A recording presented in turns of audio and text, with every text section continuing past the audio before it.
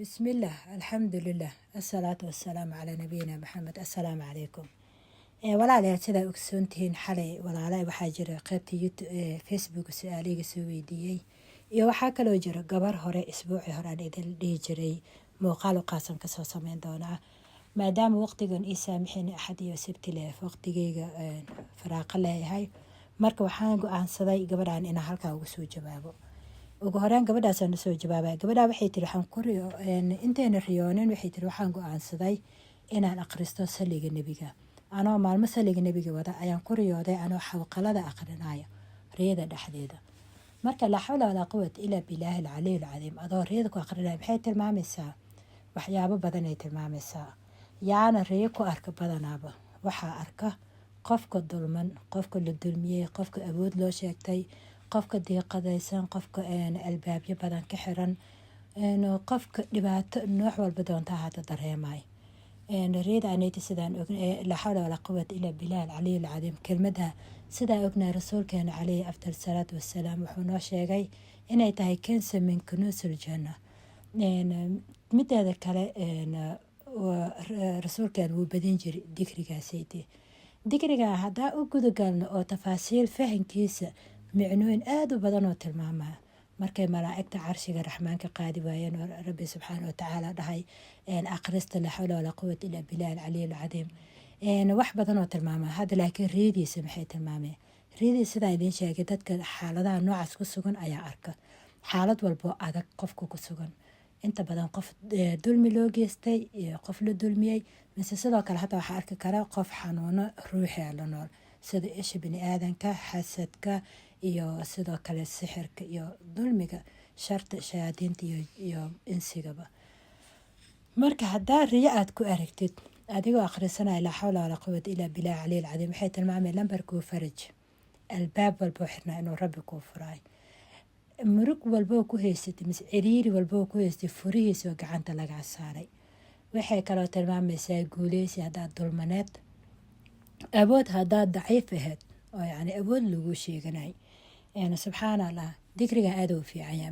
markaa riyo ku arka muxuu kaloo tilmaamaa? wuxuu kaloo tilmaamay inuu rabbigaa ku leeya ku dikri. moogtiin marmarka qaar rabbi ishaaro noo soo diraya mise dikri mise aayad qur-aan mise suurad qur-aan ayaad riyo ku arkaysaa adna markaas go-aankaaga aanan ahayn. sidaa markii rabbigeena subxaana watacaala taas wuxuu yacni daliil noo siinaya inaan dikriga aqrina. marka sidaa darteed abaayo haddii arrimaha aan kuu sheegay ay jiraan oo dhibaatay culeys meelka jiraan meeshay ahaataba hataa hadday maadiyan ay tahay macnabiyan ay tahay dhibaatadaad ku haysata noocay doontaa hata xawqalada badi laa xawla walaa quwata ilaa bilaahi riyana ku arti weyna fiican tahay badi. sidoo kale saliga nebiga khaasatan saliga ibraahimeeda way fiican yaasna lawad haddaa aawoodid labadaba iskuwad maxay ahayd yacni aaday u fiican yihiin labadaba laakiin xawqalada haba ka tegin maadaama riyaa ku aragtaa ka tegin. marka maxaa kaloo soo raacsanaa isla riyada sida qoraalkaad ku artaa waayo qoraalka wuu dheeryahay. waxay kaloo tiri sida qoraalka idinka muuqda waxaan ku riyooday maya waxaan go-aansaday inaa istikfaarta iyo saliga nebiga fadligooda maqlay. haddana gabadha maasha allah waa qof dikri raadina yacni inay cibaadaysato. kabacdi waxay tiri waxaan arkay iyadoo laygu dhahayo riya dhexdeeda xasbi allah wa nimca alwakiil anoo ku aqrinayo iyo aayatul kursi. waxaaba cad oo iska cad inaad tahay qof dulman. sidoo kale idan xasbi allah wa nimca alwakiil waxawaaye guuleysi nasri iyo awood rabbi ku siinayo. aayatul kursi waxay tilmaamaysaa aayatul kursi macnooyin badan ay leedahay ay tilmaamaysaa. waxaa kamid ah faraj humum iyo mashaakil kaasoo dhammaanay ilaahay albaab uu ku furaayo. waxay kaloo tilmaamaysaa aaminaad rabbigaagaad aaminsan tahay yacni waxaa muuqata inaad tahay qof rabbi ku kalsoon.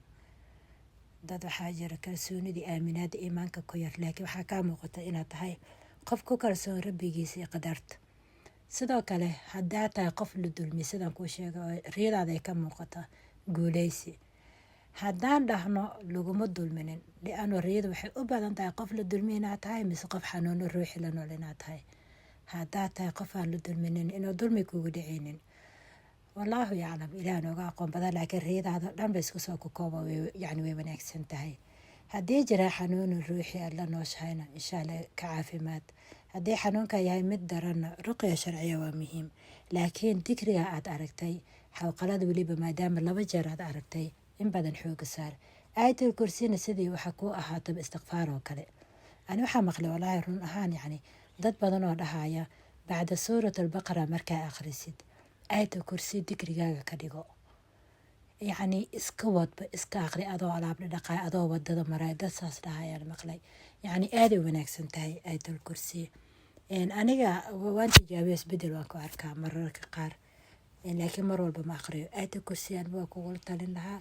wallahu yaclam sidoo kale xasbi allah wa nimcal wakiil way wanaagsan tahay. wallahu yaclam abaaridaada sidaan ku sheegay haddii lagu dulmiyna guuleysi haddaa xanuunsataan caafimaad haddii ciriiriyo albaabyo kale kaa xirnaan faraj. wallahu yaclam. walaalay xalay su-aalaha soo weydiiyey gabadhan waxay tiri waxaan ku riyoodaa mar walba janaaso. janaasada sideedaba riixun maaha, waxay tilmaamaysaa guur qofkaan la qabin. bes waxaa muhiim ah inayna qaylo ku jirin oohin oo qaylo wadato baroor iyo waxay tiri iyada waa ooynaya laakiin oohinaa qaylinama si hoose ooynaya qof ilinta socoto oo kale. taana waa farxad, waa guur iyo farxad iswadata insha allah.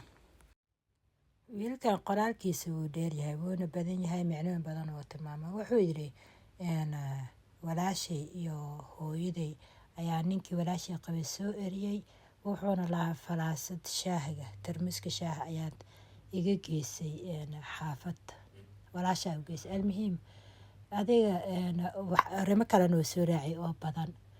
marka wuxuu kaloo yidhi websaadyada oo riyooyinka lagu fasiraan geliyay. walaalayaal googlaha iyo meelahaasaytay riyooyinkaa ka fasiranina sababtoo ah mararka qaar waxaa jiro dad oo ku fasiranaya fasarka riyada cilmiga gaalada. gaalada iyaga hataa riyooyin ay fasirtaan, yuhuud way fasirtaan, sidoo kale masiixiyiinta way fasirtaan. marka haddii riyadaada fasarkeeda kaa noqdo ka waran, mideeda kalena riyada hal mar unbaa la fasiraa. marka sidaa darteeda riyadaada kuma fasiri karo li'aanoo hal mar unbaa la fasiraa. halkii mar waad fasiratay waxay doontaba ku ahaato. gabadha waxay tiri wiilka xiriirka naga dhexeeya ayaa wuxuu ku riyooday anigoo toob cad xiran iyo asigoo qamiis cad xiran. asigaa ku riyooday. maryaha cadcad sidaa waxay tilmaamayaan niyad nadiif ah, daacadnimo iyo niyad saafi ah. sidoo kale mararka qaar waxay noqon kartaa inay isku diyaarinayaan guur, inay go-aansadeen arrin guura mise asiga ay kasoo go'day uuna daacad yahay oo adna daacad u tahay. wallahu yaclam. waxay tiri wado dheer ayaan socday kabacdi waxay tiri masaajid ayaa iga soo horbaxay. waxaan laba shakiyey tiri inaan masaajidka gala iyo inaan wadadeeda dhamaystirto. laakiin ugu dambeyn masaajidkii ayaan galay, riyada meesha uga kacay. waxaa kasii fiicnaan lahayd adoo salaad ku tukaday inaad ku riyootid 2 ragcadood oo kale. aragtida masaajidka alcamuum waa riyo aada u fiican. waxay tilmaamaysaa amni iyo ammaan, dhowrsanaan xagga rabbi, xifdin xagga rabbigaaga. wallahu yaclam. sidoo kale waxay tilmaamaysaa arsaaqad, hadday cabsi jirtin geesinimo iyo adeeg ay guuleysa insha allah. haddaa soo noqdo wadada dheer aad ku socotay waa siraat almustaqiim. qof qayaanool inaadan ahayn, qof laablaab yaqaan inaadan ahayn, qof daacado siraat almustaqiima inaad tahay ayay tilmaamaysaa. sidoo kale xagga diiniyan way noqon kartaa qof rabbigiisa u hoggaansan inaad tahay. isku soo duduubo aragtida riyada waa riyo wanaagsan. isbuucii horena gabar ayaa ku riyootay masjid alxaraam ayaanu kusoo daray muuqaalkii hore. aragtida masaajidka mar walba waa riyo wanaagsan. waa riyo badanaa dadka lasoo weydiiyo mufasiriinta riyooyinka.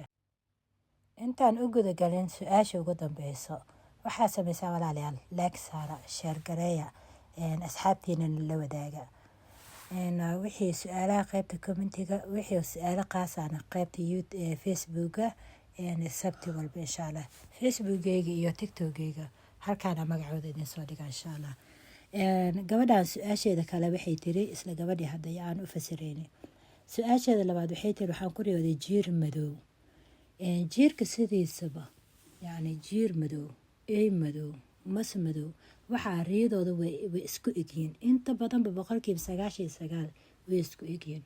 maxay tilmaamayaan? awal shay shayaadiin, cadow, waxay tilmaamayaan xasad, il, wacayaadu billah yacni sixir waxay tilmaamayaan xasad noloshaada ku jira qof bin aadan oo ku xasdaya mise noloshaada neceb aan jecel ku haynin inuu noloshaada ku jiro wallahu yaclam markaa riyo ku aragteen wax sidaa weyn ma ahan kasta qafaareyso yacni maaha inay shar kuuga dhacayso rabbigaaga ka magan gala kaliya riile ku aragtay wax kale saameyn kuugama lahayn